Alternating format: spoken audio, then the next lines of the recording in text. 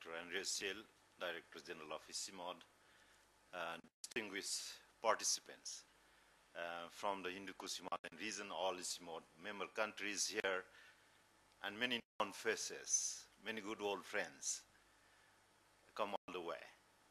And also a number of international partners here, Professor Puki, ADPC, UNISDR, ITC Netherlands, Austria, Salzburg.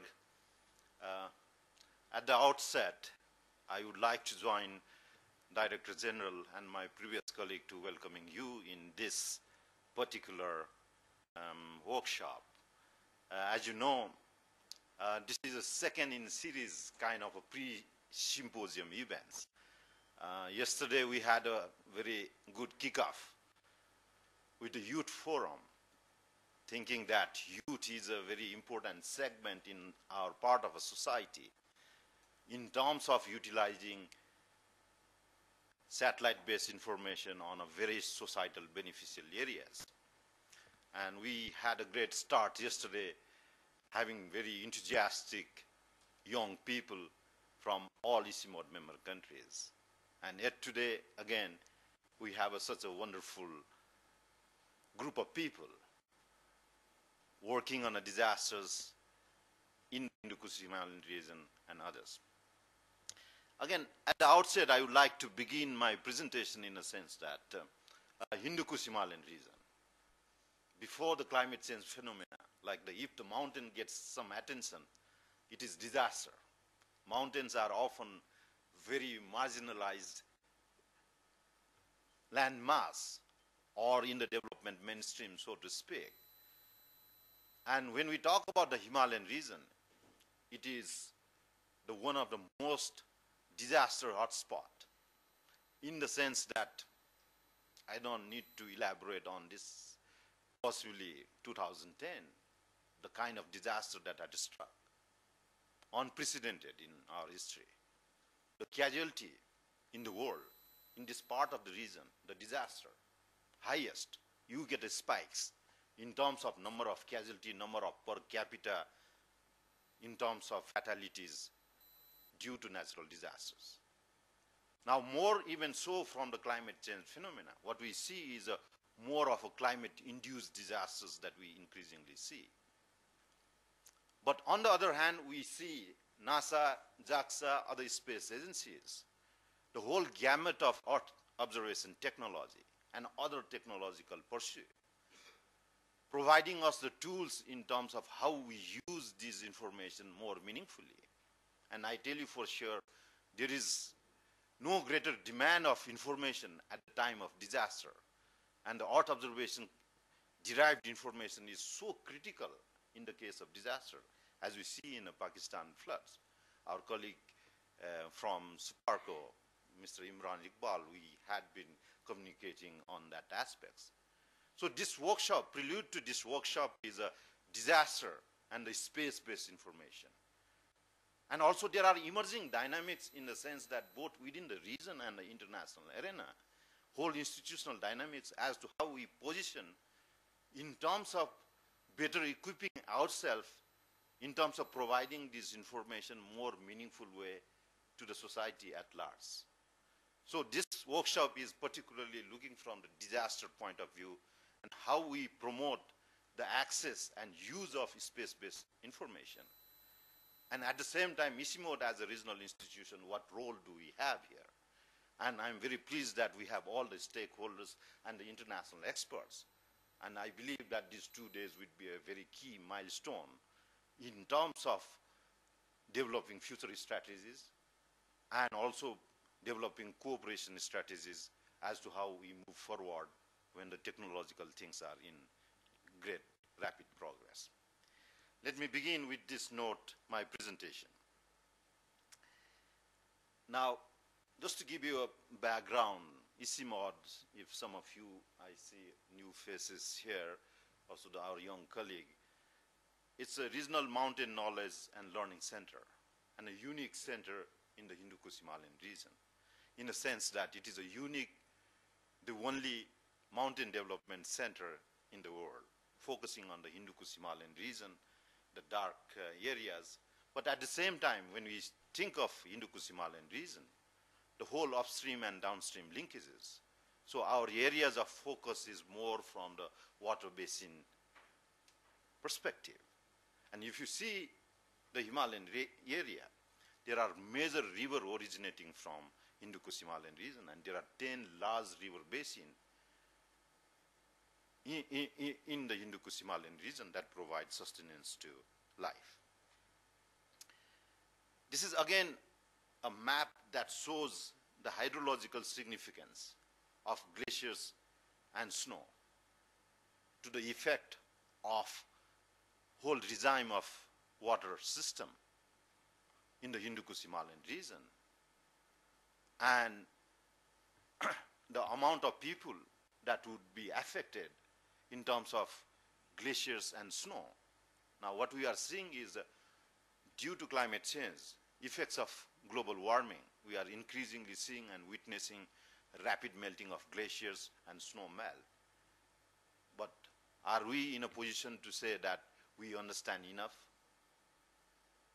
So what are the implications due to this climate change effects on this whole subcontinent in the Indo-Himalayan region? And it is estimated that more than 1.3 billion people are directly affected or directly related to the water that flows from these 10 river basins. At the same time that we see, this is a picture that from Imja glaciers, 50-year topography, repeat topography, and we also increasingly witness shift of monsoonal and weather pattern. You know, like for example, 2010, this year, the monsoon, the Pakistan, very extreme case in point, historic, unprecedented. And at the same time, we see increasing number and frequency of magnitude of these disasters that are happening. Now, if we look at from the mountains, again, another very key important resources is biodiversity. More than 39% of areas, land mass is designated as some form of protected area within the Indo-Himalayan region. So biodiversity is a key resources from the Indo-Himalayan region. So a wide variety of ecosystems, species, genes, as well as traditional knowledge that contribute to the biodiversity of the Indo-Himalayan region. I'm just showing a map here in terms of number of victims of natural disasters by 100,000 inhabitants here. And if you see the red mark here, I think we are in that part of the region. Now, as I said, mountains are prone to natural disasters, floods, flash floods, landslides, earthquake, Sichuan earthquake, Pakistan earthquake, the floods this year in China, in Leh, in India, many of these. So this is almost happening every year, but how do we really deal with these disasters? And informations are very, very critical to that effect. And more importantly, space-based information is assuming even greater significance in terms of planning, in terms of preparedness, in terms of mitigation, response, and recovery. In the whole disaster management cycle, the space-based information is assuming even greater significance to that effect. Now, let me tell you now from observation to societal beneficiary. Now, there are dynamics at a global level in the sense that how we really move towards from Earth observation to more societal beneficial areas. As Jason has pointed out, NASA being a research institution, there are immense data information, but how do we really transform this data information in a societal benefits? And from the global perspective, group of Earth observation, the disaster is one of the key areas in terms of utilizing space-based disaster. And group of Earth observation has defined 9 different societal areas, and disaster is one of the key focus. Now, I just would like to, many of you are familiar, so ICIMOD, MENRIS program, Mountain Environment and Natural Resources Information System program, has been working in the region to promote geoinformation and Earth observation in the Hindu-Kush Himalayan region. As you know, that we have been engaged in large number of networks and alumni in the region, in a way to function as a regional resource center to be able to serve our member countries. And I'm very pleased that now the partnership with NASA and USAID through the Survey Himalaya will augment our capability in terms of providing these services on a different context, in a different applications, and disaster is one such application. Also, there is increasing emphasis on Earth observation. This is just a report. I know we have a colleague from UN Spider. Geoinformation for disaster and risk management, examples and best practices. The report that was available just recently, just 2 months ago.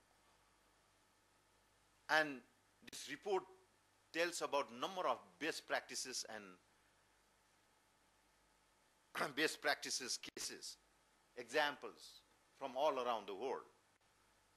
And there are varieties of fields, how these tools being used in risk modeling, vulnerability analysis, early warning, damage assessment, spatial planning, rapid response